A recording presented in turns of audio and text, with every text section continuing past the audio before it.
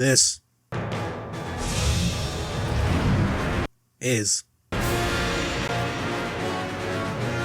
iconic. From its deep storytelling to its thought-provoking characters, it has inspired creators and fans alike, changing the way we see DC Comics forever. So join me for 10 ways Batman the Animated Series changed DC Comics forever. From her first appearance as Joker's henchgirl, Harley has had a massive impact on fan culture and has appeared in everything from comics, TV shows, and movies. Margot Robbie has done a phenomenal job in recent years taking on the live-action role, while Big Bang Theory's Kaylee Cuoco has done a great job in her animated take on the modern Harley. Her character, through her appearances, has evolved from working with the Joker, being romantically involved with him, to branching out on her own. In some respects, she's seen as a survivor of an abusive and toxic relationship, to being somewhat of an animated icon for the LGBT community due to her sexuality and current relationship with Poison Ivy. It's easy to forget that she had her start in Batman the Animated Series, who they themselves took major inspiration from soap star Arlene Sorkin, who unfortunately passed away earlier this year. Her work on Days of Our Lives inspired Paul Dini, a writer on the series, to include her in a small role, and led to her character expanding further, eventually breaking out into the mainstream, becoming a canon character within DC Comics not so long after her first appearance. Her character has had consistently high sales numbers, even at times being comparable to the Trinity, Batman, Superman, and Wonder Woman. One of the key aspects of Batman has always been his secret identity, Bruce Wayne. Oftentimes, writers had approached Batman from the angle that Bruce was wearing the mask, but Batman the Animated Series was one of the few projects to really explore the idea that Bruce Wayne was the costume, and that at heart, Batman is just really Batman. This is seen more so in the way Conroy brought different tones in his voices when he switched from one to the other, almost treating them like separate roles in a sense. Later Batman actors would also adopt this in their roles in a now stereotypical Batman voice. What the hell are you? I'm Batman. While not making a big impact like some others on the list, Roxy Rocket was a fun addition to the original Batman series. Roxy was a stunt woman who got a rush from danger and taking risks. Eventually, the studios decided that she was too much of a risk to insure and eventually stopped hiring her. This led her to a life of crime and meeting Batman face to face. One of the more interesting aspects of her character is that she rides a big rocket, which in itself is kind of crazy, but as Batman interacts with her, he realizes that she's more of a danger to herself rather than to those around her. She made a couple of appearances in the DCAU, including an appearance on the Superman animated series. She eventually made her way into DC Comics, appearing most recently in the White Knight series of comics. The look and feel of Gotham has largely been inspired by big cities like New York and Chicago. In the Christopher Nolan trilogy of films, Chicago is used as a backdrop for Gotham, but a large part of the styling in the comics and anime series and even more modern projects like the Batman take their inspiration from the Gotham created in the Batman the Animated Series look. Aspects such as the backgrounds and styles were inspired by Gothic and noir imagery in the Art Deco styles. Producers called this Dark Deco, and it was their interpretation of Gotham that has long been the standard for how Gotham should look. Of course, movies and shows will adjust to fit their world, but for most of us, this is how Gotham looks for us. A modern city with old school Gothic styling, looking like it's stuck between time periods.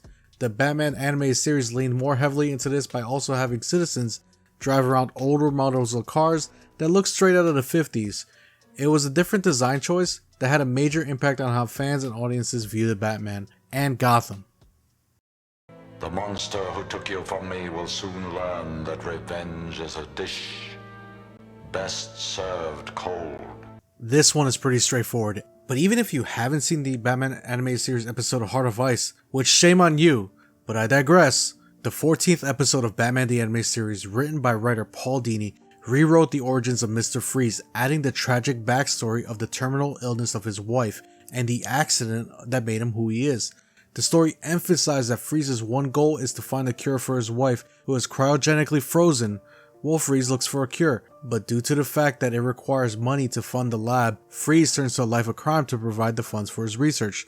This was truly one of the long-lasting impacts of this series, as it literally transformed the B-list Freeze into a deep and tragic villain. The origin story of Freeze has been used in almost every iteration of the character since, ranging from appearances in movies, shows like Gotham, and video games like the Arkham Asylum series of games. This is one of those instances that the comic origins were revamped in favor of the animated series origins, and it's not the only one. Clayface is a classic villain which was reimagined for the animated series. This version combines several aspects of the multiple Clayfaces in DC Comics. In the series episode Feet of Clay, actor Matt Hagen receives a beauty cream called Renew that changes his face. However, the effects are temporary and addictive. Roland Daggett hires Hagen to help him in his criminal activities in exchange for more Renew. When Hagen refuses to cooperate, he is force-fed an overdose of Renew, which turns him into Clayface. After a failed attempt on Daggett's life, Hagen goes into hiding. He later steals an isotope to stabilize himself, but is stopped by the Batman. This Clayface was the first version that many audiences were introduced to, and later versions of the comic Clayface adopted many of the origins and personality traits of this version. This is probably going to be the shortest one on the list, but thanks to Batman the Animated Series, the Condor King exists. This weird villain was modeled after the goofy villains of the 60s Batman series. While this was designed to be a joke character by Bruce Timm and company, he has since appeared in multiple animated series and movies including the current Harley Quinn animated series and others. He has also appeared in comics in the Batgirl series and was last seen in the aftermath of the Final Crisis series. And for those Condor King fans out there, he's finally getting a figure courtesy of McFarlane Toys. I touched upon this before, but I do honestly believe it needed its own spot. The thing about Harley is that a lot of her initial appearances had her in an abusive relationship with the Joker. While this was interesting, there was always a clear understanding that what she had with the Joker was not healthy in any way. The creators did make an attempt to further Harley's character outside of the Joker, and this was with her teaming with Poison Ivy. This cemented that at least at that point in time that there was a solid friendship between the two. This also explained some of Harley's resistance to poisons and other harmful toxins due to Ivy's help. The base friendship really cemented in later episode where Ivy and Harley kidnapped Bruce Wayne to go on a holiday shopping spree. In terms of the raw impact of this relationship, it's easy to see now as it had been a main focal point of Ivy and Harley's personal life. It's a very endearing relationship and one of the few and well-developed LGBTQ relationships that come across natural without the negativity or feeling that is shoehorned for the sake of inclusivity. Renee Montoya was another character introduced in the Batman the Animated Series as one of Jim Gordon's detectives, oftentimes partnering up with Harvey Bullock. She was later introduced into the comics in the same position, but unlike some of the other characters where they basically made one-off appearances, Montoya has had many appearances in storylines, including her turn as the Heroic Question, where she was heavily involved in the 1 Year Later and Final Crisis storyline. In the current line of comics, Renee has become the commissioner of the GCPD after Jim Gordon retires. One of the most long-lasting impacts of the Batman the Animated Series is the development of the DC animated universe. This is perhaps one of the reasons why so many people even got into DC Comics in the first place, with the series like Superman the Animated Series, the Justice League, and of course, the Batman Beyond series.